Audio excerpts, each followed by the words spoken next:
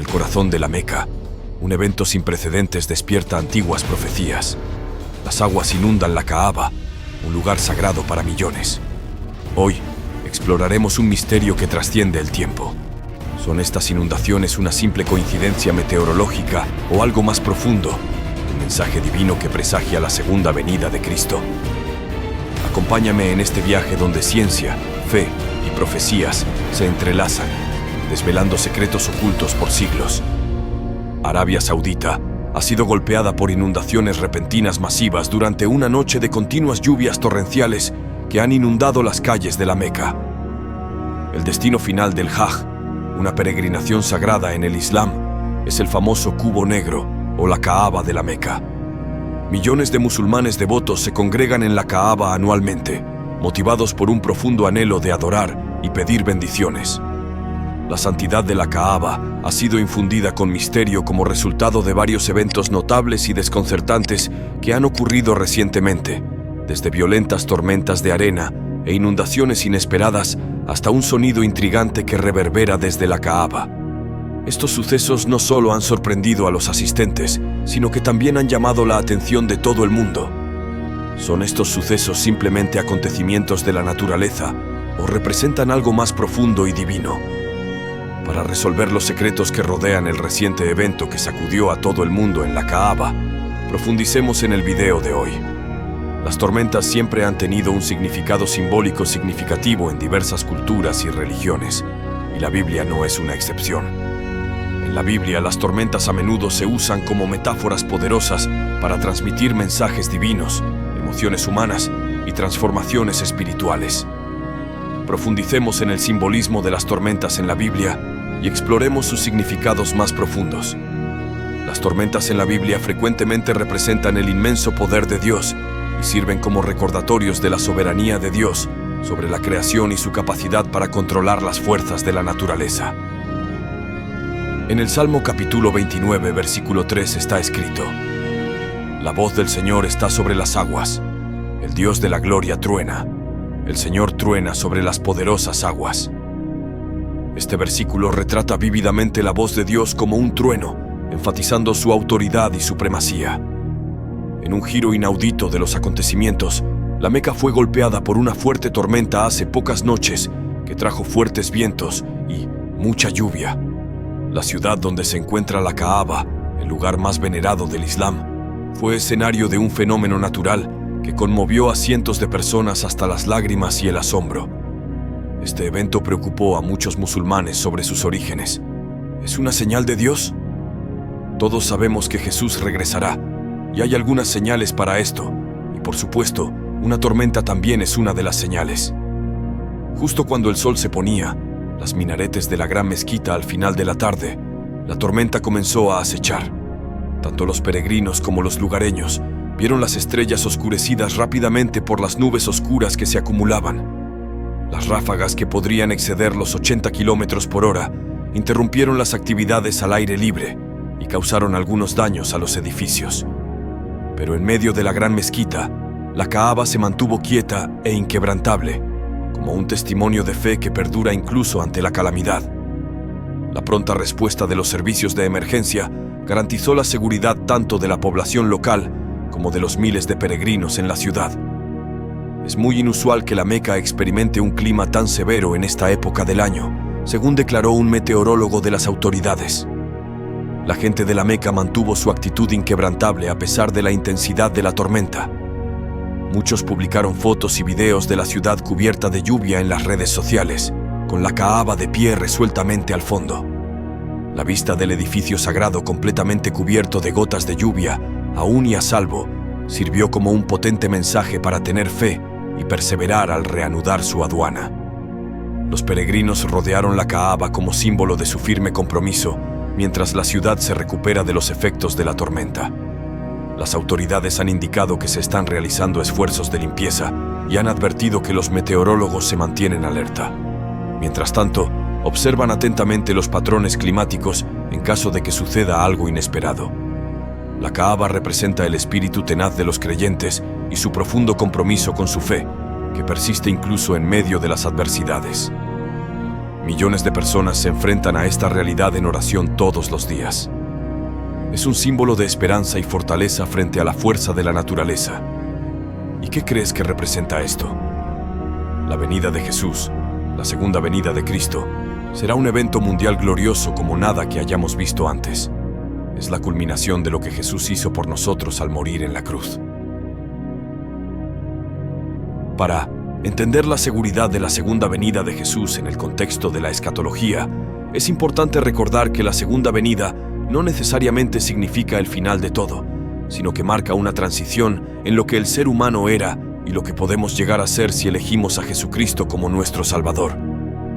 Dada la magnitud y el significado de este evento, nos sorprende que surjan muchas preguntas alrededor de él. ¿Qué conduce a esto? ¿Cómo podemos saber cuándo sucederá? ¿Podremos presenciarlo? ¿Quiénes pueden ser salvos? ¿Qué pasa con los que ya han muerto? ¿Qué pasa con Satanás y sus ángeles? Sabemos que habrá una segunda venida de Cristo porque nos fue revelado en la Biblia. Al igual que su primera venida cuando vino a la tierra como un bebé, vivió una vida sin pecado, ministró a quienes lo rodeaban y murió por nuestros pecados para que tuviéramos la oportunidad de ser redimidos. El regreso de Cristo será un evento verdaderamente global. Además de la grandeza de este evento, es importante considerar cómo será experimentarlo. Lo siguiente que naturalmente queremos saber es cuándo sucederá. ¿Por qué Dios mantendría este momento en secreto, incluso para los ángeles? La respuesta más simple es que, cuando esto suceda, no es tan importante como por qué sucede. Mientras tanto, la Biblia enfatiza nuestro llamado a amar a los demás, servir a los demás y guiarlos hacia Él. Si Dios decide no revelar algo en la Biblia, significa que no es necesario para el cumplimiento del plan de Dios en nuestras vidas. Saber ese detalle no fortalecería nuestro crecimiento espiritual. La Biblia también nos dice que Jesús viene pronto. La palabra inminente significa que es probable que suceda en cualquier momento cercano. Cuando hablamos de la inminencia del regreso de Cristo, queremos decir que Él podría regresar en cualquier momento. No hay nada más en la profecía bíblica que deba suceder antes de que Jesús regrese. Es importante recordar que la inminencia del regreso de Cristo generalmente se enseña entre los evangélicos, aunque existen algunas diferencias en la visión según el dispensacionalismo o la visión post-tribulación del rapto. Jesús habló repetidamente de su regreso durante su ministerio, lo que naturalmente generó preguntas de sus discípulos sobre cuándo sucederían estas cosas. Jesús respondió diciendo que nadie sabe el día ni la hora, ni siquiera los ángeles en el cielo, sino solo el Padre. Por lo tanto, debemos mantenernos alerta y preparados. Es esencial entender que Dios no tiene la intención de que comprendamos completamente el tiempo de sus planes. La Biblia nos dice que el regreso de Jesús está cerca y debemos esperarlo con ansias. Santiago nos anima a tener paciencia y mantenernos firmes porque la venida del Señor está cerca. Revelación capítulo 1 versículo del 3 al 22. Jesús enseñó a sus discípulos a estar atentos a su regreso, ya que vendrá en un momento inesperado. En este punto, es importante distinguir entre la segunda venida de Cristo propiamente dicha y el rapto de la iglesia. La segunda venida de Cristo, cuando derrotará a sus enemigos y establecerá su reino, no ocurrirá hasta después de ciertos eventos finales, incluida la tribulación. Por lo tanto, la segunda venida no es inminente en ese sentido. Sin embargo, según la visión del rapto antes de la tribulación, el rapto podría ocurrir en cualquier momento y, por lo tanto, puede ser llamado inminente. Nuestra salvación está lista para ser revelada por fin, y Jesús está cerca. En conclusión, mientras esperamos su regreso, debemos seguir amando, sirviendo y guiando a los demás hacia Él, ya que el tiempo exacto de su regreso no es tan importante como su mensaje y su llamado a vivir en amor y fe. Jesús podría regresar por los suyos en cualquier momento, y ese evento pondrá en movimiento la serie de eventos detallados en Apocalipsis capítulo 6 versículo 18. Como las 5 vírgenes prudentes en la parábola de Jesús, debemos estar listos y alerta. Como dice en Mateo capítulo 25 versículo 13, porque no sabéis el día ni la hora. ¿Cómo podemos prepararnos para esta tormenta perfecta? Necesitamos estar preparados mentalmente espiritualmente y físicamente. Dios quiere salvarnos individualmente y salvar a nuestras naciones, pero esto solo puede suceder si nos arrepentimos y entregamos nuestras vidas completamente a Él. Creo que mi nación, mi país, será salvado, pero todas las señales apuntan ahora a la salvación a través de los fuegos del juicio y la tribulación. Dios ha sido misericordioso y nos ha dado la oportunidad de regresar a nuestras raíces divinas, pero nosotros, como cuerpo corporativo, lo hemos despreciado y nuestros pecados nacionales han llenado la copa de indignación. Esto significa que enfrentaremos juicios cada vez mayores hasta que nos arrepintamos y nuestras acciones como iglesia produzcan un avivamiento en la tierra. Primero, como cristianos, debemos tener un avivamiento en nuestros corazones individuales para ver un avivamiento en el planeta. Hemos despreciado la bondad de Dios hacia nosotros como nación, por lo que ahora la severidad de Dios se manifestará cada vez más en los juicios provocados por nuestro propio pecado. Estamos cosechando lo que sembramos al caminar en rebelión e incredulidad y al despreciar las cosas de Dios. Como dice Jeremías capítulo 2, versículo 19, tu propia maldad te perseguirá y corregirá, y tus rebeliones y abandono de la fe te reprenderán. Por lo tanto, sabes y reconoces que esto es malo y amargo. Primero, has abandonado al Señor tu Dios, y segundo, eres indiferente a Él, y el temor de Él no está en ti, dice Jehová de los ejércitos.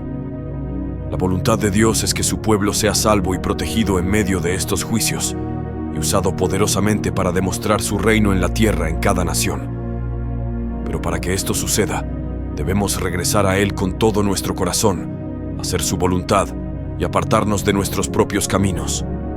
Es hora de que la iglesia se levante y brille en esta hora, ya que somos los instrumentos que Él usará para traer avivamiento. Oremos para que la tormenta perfecta del juicio sobre América sea un juicio para restauración y redención, y no un juicio para destrucción total. También oremos para que los vencedores se levanten para guiar a la iglesia hacia la santidad, la justicia y la victoria. La mundanalidad y la apatía no serán parte de los vencedores de esta hora. Que el Señor sea misericordioso con nosotros en medio de la tormenta perfecta venidera de juicio para esta nación y el mundo. Preparemos el camino del Señor. Ven, Señor Jesús, y salva a tu pueblo. Nunca es demasiado tarde para entregar tu vida a Dios, y Él vendrá y te salvará. Entonces podrá usarte en la gran obra de Dios de los últimos tiempos, para demostrarle al mundo entero que planea usar a su compañero y a su remanente para mostrar su poder y gloria en la tierra. Dios hará una obra perfecta en medio de una tormenta perfecta de los eventos del tiempo del fin. En la mañana del tercer día, hubo truenos y relámpagos con una nube espesa sobre la montaña y una trompeta muy fuerte. Todos en el campamento temblaron. Entonces Moisés sacó al pueblo del campamento para encontrarse con Dios y se pararon al pie de la montaña. El monte estaba cubierto de humo porque el Señor descendió sobre él en fuego. El humo se elevaba como humo desde un horno y todo el monte tembló violentamente. El sonido de la trompeta se hacía cada vez más fuerte. Entonces Moisés habló y la voz de Dios le respondió. Éxodo capítulo 19, versículo del 16 al 19. Dios estaba a punto de enseñar su ley a su pueblo para que los israelitas fueran llamados a ser santificados y apartados de las naciones circundantes. Aquí, la Biblia muestra una tormenta en las Escrituras, que a menudo simboliza el poder de Dios y su presencia impresionante. La oscuridad, los relámpagos, los truenos, los terremotos y el fuego. La manifestación de Dios en el monte no solo representa su poder de santidad y pureza, sino también la separación que exige entre Él y el pecado. La combinación de lavar sus ropas, mantenerse alejados de Él y presenciar la tormenta debe haber dejado una gran impresión en los israelitas. La pecaminosidad y la gran santidad de Dios no solo harían a los israelitas temblar de miedo, sino que también Moisés admitió su propio temor, y con razón, porque el temor del Señor es el comienzo del conocimiento. Solo si el pueblo reverenciaba a Dios y obedecía, podrían verdaderamente ser la nación santa de Dios y disfrutar de los privilegios de ser un reino de sacerdotes. ¿Qué hacemos con todo esto? Es importante destacar que Dios tiene el control del clima. En consecuencia parcial, esto significa que el mal tiempo, y con esto me refiero al clima que destruye, solo ocurre con su permiso. Pero también significa que Dios simplemente construyó el clima en el orden natural de las cosas como consecuencia de la caída. Por lo tanto, no necesitamos ver un juicio específico en cada tormenta que ocurre en la Tierra. No pasemos por alto una consecuencia teológica adicional. Si Dios tiene el control del clima, eso significa que nadie más lo es. Muchas de las antiguas deidades del cercano Oriente estaban relacionadas con el control del clima. En el Antiguo Testamento, Dios era conocido como Dios de la tormenta, y muchos de los vecinos de Israel lo consideraban el rey de los dioses. El dominio probado de Dios sobre todo clima, especialmente según lo predicho por sus profetas, fue diseñado para recordarle a su pueblo lo tonto que era y sería perseguir dioses extranjeros. En el caso mencionado anteriormente de Samuel y Saúl, Dios usó una tormenta para recordarle a la gente cuán impotente era un rey en comparación con él. Entonces, ¿qué poder tiene Satanás realmente? ¿Tiene algún poder? Satanás tiene que pedirle a Dios que traiga estas calamidades al trabajo, y me parece mucho que Dios le concede a Satanás esa autoridad para esta ocasión. Sea cual sea el fin, no hay manera de que este intercambio pueda usarse para probar el poder de Satanás sobre cualquier tipo de clima. Mientras que la experiencia del mal tiempo no es necesariamente un castigo de Dios por un pecado específico, Dios puede usar el clima para castigar a los malhechores o proteger a los justos. Tenemos múltiples ejemplos de tales acciones enumerados anteriormente, pero como ocurre con todos los milagros, es una rara excepción. La experiencia del mal tiempo es el precio de ser una humanidad caída que vive en un mundo quebrantado. Así como Dios envía lluvia sobre los justos y los malvados, también puede enviar un tornado sobre los justos y los malvados. Y luego piensa detenidamente en qué es lo que hace que el clima sea malo, la destrucción que causa. ¿Y qué es la destrucción sino una postura casual de migración humana y tecnología a la par de los dos cimientos? Lo que causa la destrucción de la casa. La tormenta pudo haberla derribado, pero la construcción la condenó. En la casa bien construida, la tormenta fue solo otro poco de viento y lluvia. Dicho esto, está claro que la gente del Antiguo Testamento consideraba el clima catastrófico como un juicio divino. Debido a que las tormentas podían ser muy destructivas, eran temidas y estaban fuera del control de la gente. En consecuencia, la tormenta era una metáfora del juicio.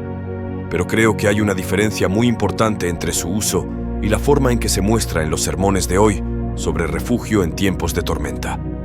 En la época en que se registraron las enseñanzas de Jesús y se escribieron las escrituras del Antiguo Testamento, la percepción y la comprensión de las tormentas eran muy diferentes a la forma en que las concebimos en la actualidad.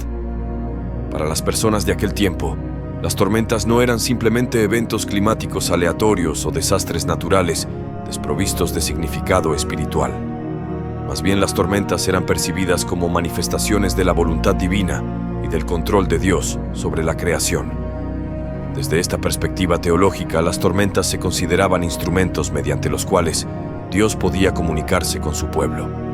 En algunas ocasiones, las tormentas eran interpretadas como señales de la disciplina divina, destinadas a corregir y redirigir a aquellos que habían pecado o se habían alejado de los caminos de Dios.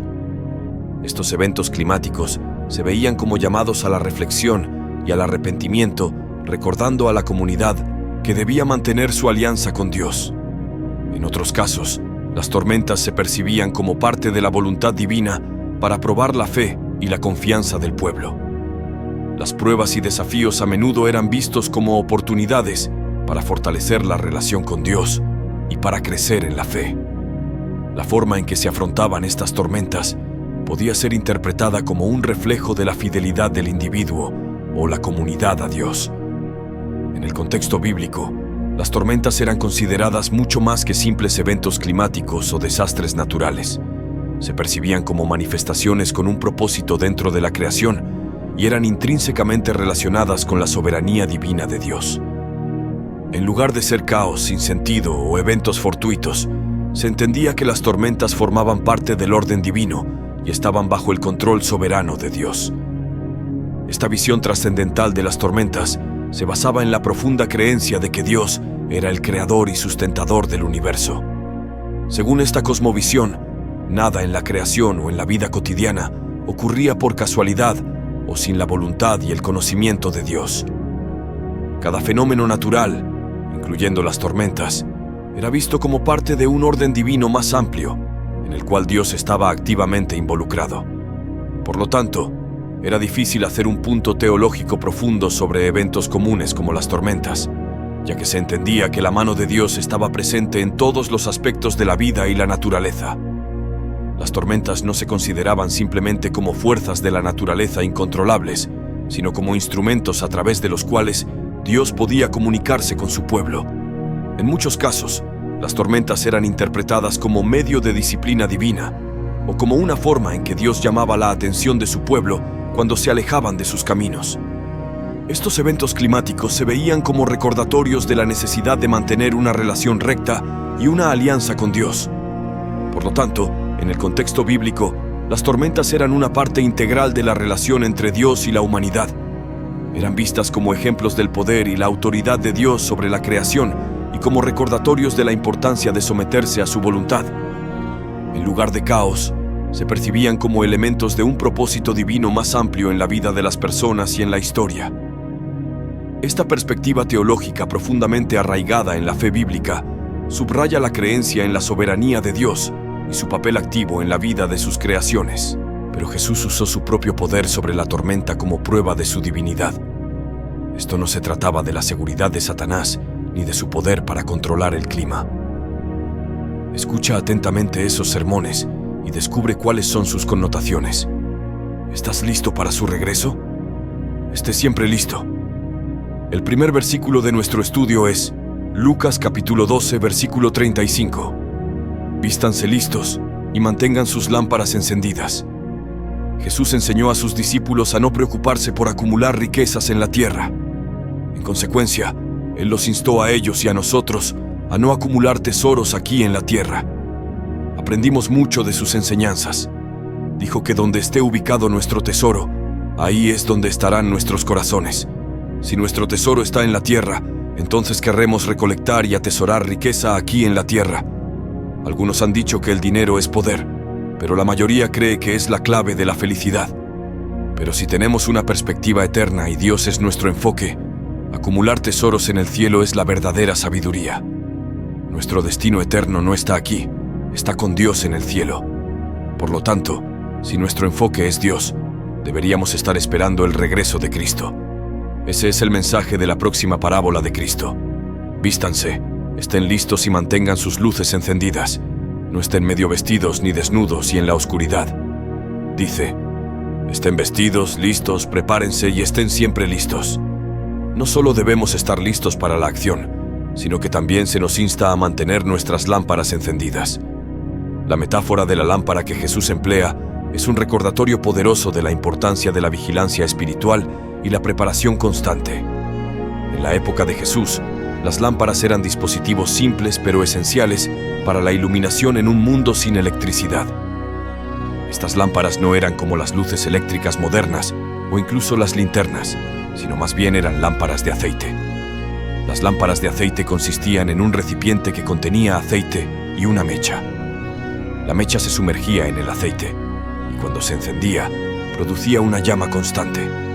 Esta llama proporcionaba luz en la oscuridad, permitiendo a las personas ver claramente su entorno y realizar sus tareas de manera efectiva.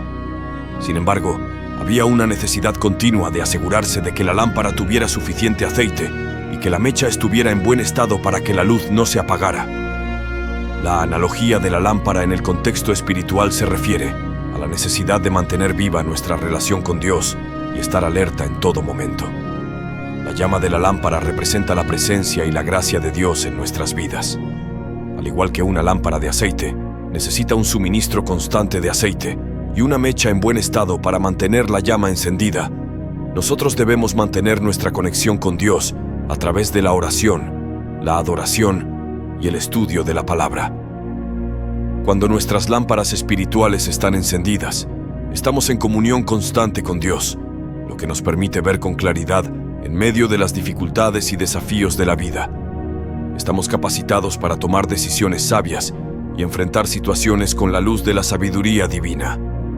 Además, podemos ser una fuente de luz y esperanza para los demás, iluminando el camino para aquellos que buscan la verdad y la dirección espiritual. La llamada de Jesús a mantener nuestras lámparas encendidas es un recordatorio de la importancia de la perseverancia en la fe y la búsqueda constante de la presencia de Dios.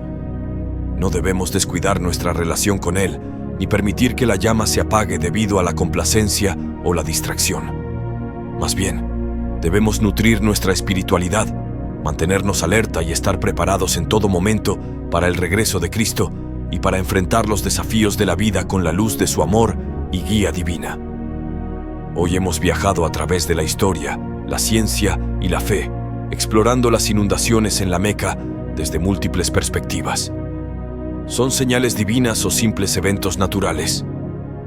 La respuesta puede depender de nuestras creencias, interpretaciones y lo que elegimos ver en los misterios de nuestro mundo.